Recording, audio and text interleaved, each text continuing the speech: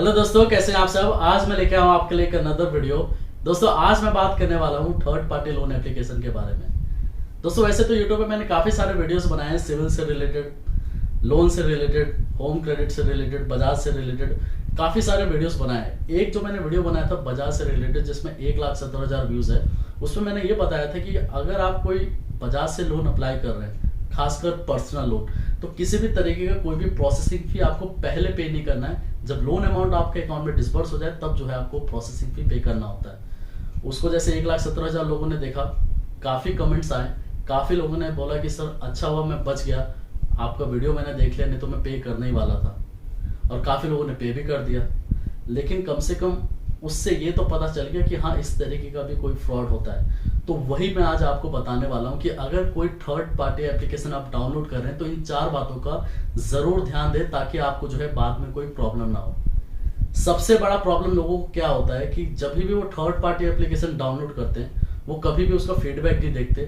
Feedback देखते नहीं है, साथ ही साथ जो है वो डॉक्यूमेंट सबमिट कर देते हैं। अब क्या क्या प्रॉब्लम आती है वो मैं आपको बताता हूँ। सबसे पहला पॉइंट लेके चलता हूं दोस्तों कि अगर आप कोई थर्ड पार्टी एप्लीकेशन डाउनलोड कर भी रहे हैं तो कम से कम आप उसका रेटिंग चेक कीजिए गूगल प्ले स्टोर पे। उसका कस्टमर सर्विस कैसा है वो एक बार चेक कीजिए कि कल को अगर कोई प्रॉब्लम हो जाए तो कम से कम आपके पास वो नंबर तो हो, कम से कम आपके पास उनका कोई ऑफिशियल मेल आईडी तो हो कि कोई आप उनसे बात कर पाए, कुछ पूछ पाए।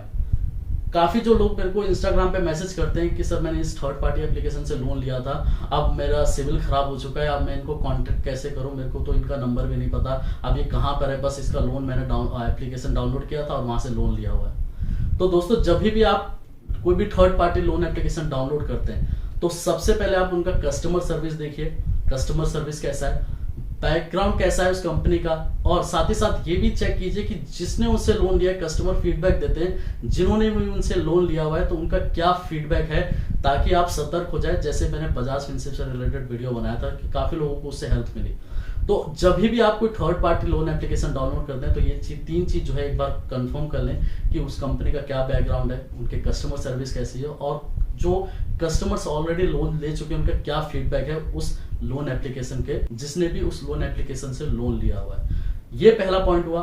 दूसरा पॉइंट दोस्तों सबसे मेन इंपॉर्टेंट, ये आप थोड़ा ध्यान रखिएगा कि जब भी आप 10 जगह से लोन एप्लीकेशन डाउनलोड करते हैं तो ऐसे ही डॉक्यूमेंट अपना नहीं सबमिट कर दें कि आपने किसी को पैन कार्ड दे दिया, आधार कार्ड दे दिया, किसको दे रहे हैं, ऑनलाइन दे रहे हैं, पता नहीं। सबसे ज्यादा पता है प्रॉब्लम क्या होती है लोगों को, जब वो डॉक्यूमेंट सबमिट कर देते हैं, मान के चलिए कि लोन नहीं मिला, 1 2 3 महीने गुजर चुके हैं, 5 महीने गुजर चुके हैं, और वो अपना सिविल रिपोर्ट चेक कर रहे हैं। उनके सिविल रिपोर्ट में एक एंट्री आ जाती है कि यहाँ पर 2 लाख रुपए का लोन जो है आपके नाम पे चल रहा है, 3 लाख रुपए का लोन आपके नाम पे चल रहा है, लेकिन आपको ये पता है कि ये लोन तो मैंने लिया ही नहीं है, फिर ये मेरे सिविल रिपोर्ट में कैसे दिखा रहा है। तो वही लोगों के साथ फ्रॉड हो रहा है कि वो लोग डॉक्यूमेंट सबमिट कर देते हैं और बाद में पता चलता है कि वो लोन उन्होंने लिया भी नहीं है, फिर भी उनके सिविल में दिखा रहा है लोन एक्टिव। दोस्तों कभी भी डॉक्यूमेंट जो है वो ऑनलाइन कभी ना दे कोई थर्ड पार्टी एप्लीकेशन को। ये आप ये सोच रहे होंगे क्योंकि आप एक इंडिविजुअल है, मेरे पास काफी सारे लोग आते हैं, बताते हैं ये प्रॉब्लम हुई, ये प्रॉब्लम हुई। तो यही प्रॉब्लम जो लोगों को होती है अगर आपको ना हो, तो इसलिए मैं आपसे ये रिक्वेस्ट कर रहा हूं कि आप कभी भी कोई थर्ड पार्टी एप्लीकेशन डाउनलोड करते हैं, 2-4 आपने डाउनलोड कर लिया और उसी पे डॉक्यूमेंट सबमिट कर रहे हैं, सोच रहे हैं कि कहीं ना कहीं से लोन मेरे को मिल जाए, चाहे 20,000 का ही क्यों ना लोन हो, बाद में हो जाता है फ्रॉड। कभी भी डॉक्यूमेंट आंख मूंद करके किसी को ना दे, कोई थर्ड पार्टी एप्लीकेशन को तो बिल्कुल ही ना दे। अगर आप कोई थर्ड पार्टी एप्लीकेशन डाउनलोड कर रहे हैं तो जो मैंने आपको बताया कि उसकी रेटिंग चेक कीजिए, उसका क्या फीडबैक है लोगों का वो चेक कीजिए। ऐसे ही किसी के थर्ड पार्टी एप्लीकेशन पे नहीं जाके आप अपना डॉक्यूमेंट सबमिट मत कीजिए। आप पैन कार्ड, वोटर कार्ड जाके अपना जो है सबमिट कर देते हैं, आधार कार्ड। वैसे अगर मैं आपको फोन करके बोलूँ अपना आधार कार्ड नंबर दो तो आप नहीं देंगे। वो आपको नीड है, आपको लोन की नीड है, आप उस टाइम में कुछ नहीं देखते, बोलते हैं कि चलो कोई बात नहीं मेरे को लोन मिल जाए, लेकिन वो बाद में हो जाता है फ्रॉड। बहुत लोग मेरे पास आते हैं कि सर मेरे सिविल रिपोर्ट में जो है वो 2 लाख रुपए का किसी और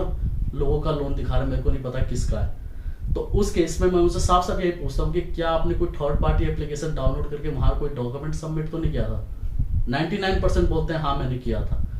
उनके वजह से जो होता है, मतलब कि थर्ड पार्टी लोन एप्लीकेशन की वजह से फ्रॉड हो जाता है, और फिर वो जो हटाने के लिए अब उनका कस्टमर सर्विस मिलता नहीं है। अब उसको कैसे रिमूव करें, सिविल भी कम हो जाता है। तो उस केस में दोस्तों कभी भी जो है किसी भी थर्ड पार्टी एप्लीकेशन पे जाके डॉक्यूमेंट सबमिट ना करें। तीसरा पॉइंट, अगर आपको लोन मिल भी जाता है, कोई थर्ड पार्टी एप्लीकेशन जो है वो लोन दे भी देती है, तो ईसीएस मैंडेट जरूर करा लें। क्योंकि इसमें क्या प्रॉब्लम होता है, काफी लोग जो मेरे को बोलते हैं कि सर मैंने तो इसका पेमेंट टाइम टू टाइम कर रहा हूँ, फिर भी मेरे सिविल रिपोर्ट पे जो है वो गलत एंट्री जा रही है, सर ये लोग कह रहे हैं कि मैं डिले कर रहा हूँ। क्या प्रॉब्लम होती है उसमें, अगर मान के चलिए आप ईसीएस मैंडेट नहीं कराते हैं, आप कोई थर्ड पार्टी एप्लीकेशन का लोन अगर आपने लिया हुआ है, किसी एप्लीकेशन से आपने लोन लिया हुआ है और उसका पेमेंट जो है आप ऑनलाइन पेटीएम के थ्रू कर रहे हैं, तो हो सकता है वो 2 या 4 दिन में जो है अपडेट होता है। तो उस केस में जितना दिन डिले हो जाता है, तो उस केस में वो सिविल में ये रिपोर्ट दे देते हैं कि हाँ इतने दिन का इन्होंने डिले किया है, और वो सिविल स्कोर बढ़ने की जगह वो कम होता जाता है, क्योंकि वो डिले जाता रहता है कि आपने इतने दिन का डिले किया। वो आपको बाद में पता चलता है जब हम सिविल स्कोर चेक करते हैं, फिर आप देखते हैं कि उस रिपोर्ट में मैंने ये गलती की कि इस लोन एप्लीकेशन में मैंने पेमेंट तो समय से किया, लेकिन अपडेट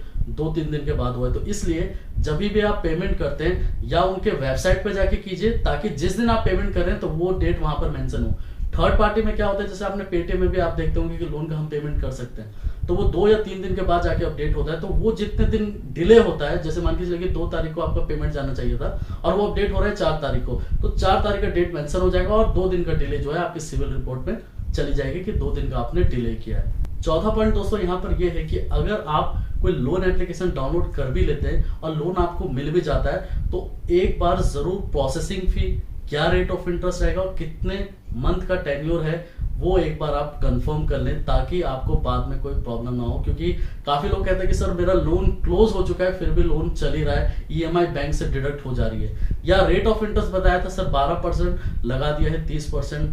34%, 35% रेट ऑफ इंटरेस्ट जो है मैं पे कर रहा हूँ। ये डिटेल लोन लेने से पहले आप एक बार कंफर्म कर लें, कि बाद में फिर जो है आपको डील कुछ और बोलेंगे। वो जब आप एग्रीमेंट में एग्री करते हैं और सबमिट कर देते हैं, ऑनलाइन सारा होता है, आप उसको एक बार प्लीज जरूर चेक कर लें कि क्या रेट ऑफ इंटरेस्ट लगा रहे हैं, दूसरा कितने मंथ का ये टेन्योर है, ताकि आपको जो है बाद में प्रॉब्लम ना हो। ऐसा ना हो कि लोन अमाउंट, काफी लोग जो बोलते हैं मेरे को कि सर मेरा ईएमआई खत्म हो चुका है, जितने का टेन्योर था 36 मंथ का था, 12 मंथ्स का था, वो खत्म हो चुका है, फिर भी लोन जो है वो कटते जा रहा है, ईएमआई जो है वो कटते जा रही है बैंक से। तो दोस्तों जो मैंने आपको 4 पॉइंट बताए, सबसे पहला पॉइंट कि अगर कोई भी थर्ड पार्टी लोन एप्लीकेशन जो डाउनलोड कर रहे हैं, तो आप उसका फीडबैक देखें, उसका कस्टमर सर्विस कैसा है वो चेक करें, उसकी रेटिंग क्या है गूगल प्ले स्टोर पे वो एक बार चेक कर लें। दूसरा पॉइंट दोस्तों कि अगर जब भी आप उस थर्ड पार्टी एप्लीकेशन को डाउनलोड करें, तो ऐसे ही नहीं किसी भी थर्ड पार्टी एप्लीकेशन को डाउनलोड करके कोई डॉक्यूमेंट सबमिट ना करें। डॉक्यूमेंट सबमिट कर देते हैं, फिर आपके सिविल रिपोर्ट में जो है वो एक एंट्री चली जाती है। बहुत ही रेयर केस में हो सकता है कि ना जाए, लेकिन अगर मान के चलिए चला गया, तो उस केस में आप क्या करेंगे, किस किस के पास जाएंगे कि तुमने खराब किया या तुमने खराब किया है, तो वो आपके सिविल रिपोर्ट में एक नेगेटिव एंट्री चली जाएगी। फिर बाद में जो है फ्यूचर में बाकी दूसरे बैंक पे लोन नहीं देंगे, क्योंकि वो गलत अगर एंट्री चली जाती है और उसने पेमेंट नहीं की, आपका सिविल खराब होगा उसके केस में, उसका नहीं होगा। तीसरा पॉइंट दोस्तों मैंने आपको ये बताया कि अगर आप लोन एप्लीकेशन से कोई लोन ले भी लेते हैं, थर्ड पार्टी को लोन एप्लीकेशन से लोन ले भी लेते हैं, तो उस केस में आप ईसीएस करा लें, ताकि अगर आप कोई भूल भी जाए तो कम से कम आपके अकाउंट से जो है वो ईएमआई डिडक्ट हो जाए। कभी ऐसा होता है कि आपने जो है थर्ड पार्टी पेमेंट आपको करना है और आपने पेटीएम के थ्रू कर दिया, तो 2 तारीख को ईएमआई जानी चाहिए थी, आपने 2 तारीख को ही मान के चलिए पेमेंट कर दिया, तो आप तो बोलेंगे कि मैंने पे कर दिया, लेकिन वो अपडेट होता है 2-3 दिन के बाद। वो आगे रिपोर्ट दे देंगे सिविल को कि इसने 2 या 3 दिन में जो है पेमेंट डिले करके दी है। थर्ड पार्टी एप्लीकेशन जो होते हैं, लोन एप्लीकेशन जो होते हैं, उनको आपके सिविल से कोई लेना देना नहीं होता, उनको सिर्फ अपने पेमेंट से लेना देना होता है। काफी लोग कहते हैं कि सर मेरे सिविल में ये गलती कर दी उन्होंने, अब मैं इसको सही कैसे कराऊं। मैंने बोलता हूं कि उनके कस्टमर सर्विस से बात कर लो या उनके कस्टमर केयर में बात कर लो, तो कहते सर मैं जानता ही नहीं सर, उसका तो कोई कस्टमर सर्विस ही नहीं है, मैंने तो थर्ड पार्टी लोन एप्लीकेशन से लोन लिया था। तो यही आपको दोस्तों एक बार आप ईसीएस मैंडेट करा लेंगे तो कम से कम टेंशन फ्री हो जाएंगे। चौथा पॉइंट दोस्तों मैंने आपको ये बताया कि अगर आपको लोन मिल जाता है तो प्लीज जो भी टर्म एंड कंडीशन है, जो रेट ऑफ इंटरेस्ट है, क्या वो लोग कितने मंथ के लिए आपका टेन्योर लगा रहे हैं, वो सारा डिटेल एक बार आप कंफर्म कर लें, तभी जो है आप उस लोन को लें, ताकि आपको फ्यूचर में कोई प्रॉब्लम ना हो। और ऐसा ना हो कि ईएमआई चली जा चुकी है, सारी जा चुकी है आपकी, फिर भी वो जो है हर महीने डिडक्ट हो रही है। काफी लोगों के साथ ऐसा होता है। आप ये सोच रहे होंगे कि मेरे साथ तो ऐसा नहीं हुआ, लेकिन कभी जब हो जाएगा तब आप ये सोचेंगे कि नहीं मैं तो सही बता रहा था। तो कभी भी दोस्तों अगर आप कोई थर्ड पार्टी लोन एप्लीकेशन से कोई लोन लेते हैं, शॉर्ट टर्म लॉन्ग टर्म जो भी लोन लेते हैं, तो इन 4 बातों का जरूर ध्यान दें, ताकि आपको जो है फ्यूचर में कोई प्रॉब्लम ना हो। ठीक है दोस्तों।